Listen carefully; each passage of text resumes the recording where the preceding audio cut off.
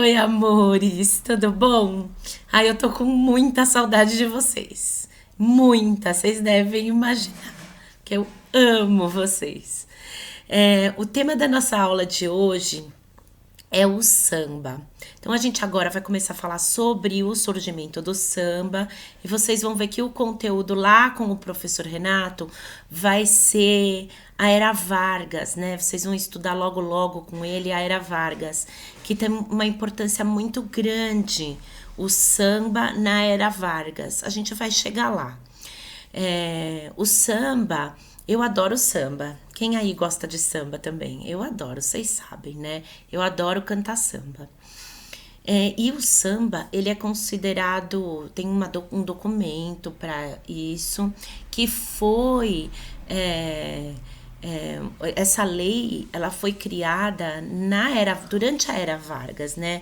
O Getúlio Vargas, ele assinou um documento instituindo o samba como nosso maior patrimônio cultural imaterial, histórico, cultural imaterial, tá? Mas como que ele surgiu? Da onde veio esse samba? Não é novidade para ninguém que ele veio dos africanos, né? Dos escravos. É que os escravos lá na África, eles tinham certos costumes que eles trouxeram com eles quando eles vieram para cá, para o Brasil e para as outras partes do mundo também, né? Mas quando eles chegaram aqui no Brasil, eles tinham algumas práticas religiosas que incluíam os batuques, né? E esses batuques tinham certas formas de dançar, né? Certas maneiras de se expressar culturalmente através deles. Com o tempo já estabelecidos aqui no Brasil, eles começam a fazer o que se chamava de samba de roda. Isso começa a surgir na Bahia, tá? Numa região da Bahia que é chamada de Recôncavo Baiano. Lá haviam muitas fazendas, foram para lá muitos escravos e os escravos lá do Recôncavo Baiano, eles faziam um samba chamado samba de roda, uma dança e um tipo de música chamado samba de roda. Mais precisamente numa cidade do Recôncavo Baiano chamada Santo Amaro da Purificação, que por coincidência é a cidade onde nasceu o Caetano Veloso, o compositor Caetano Veloso e a irmã dele, né, a cantora Maria Bethânia, que vocês já devem ter ouvido falar bastante.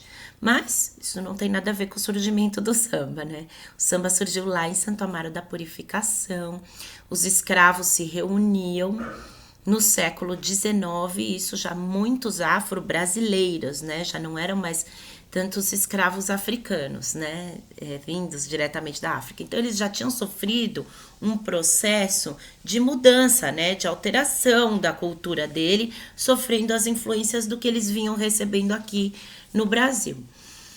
E eles se reuniam em roda, eles tocavam um ritmo mais ou menos assim, ó. E eles faziam uma música que era um refrão que se repetia várias vezes, e no meio desse refrão, sempre cada um deles ia improvisando.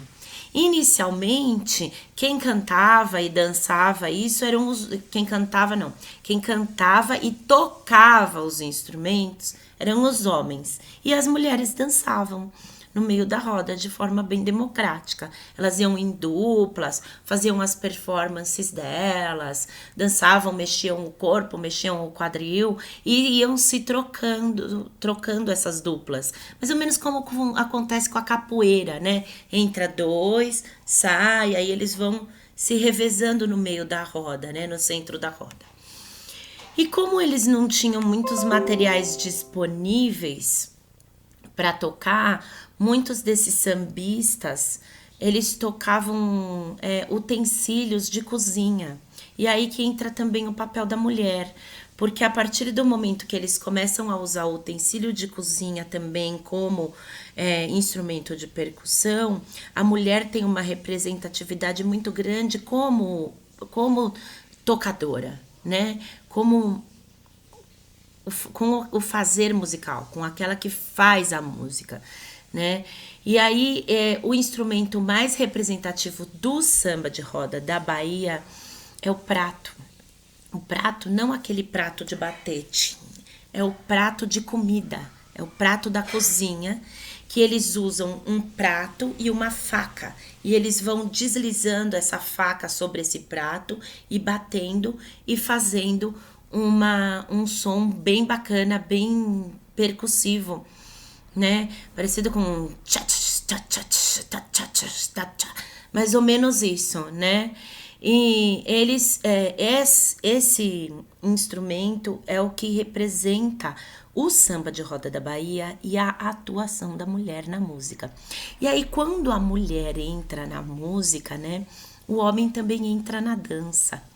Então, lá para os fins do século XIX, o samba de roda vai se tornando cada vez mais democrático nessa questão dos gêneros, né?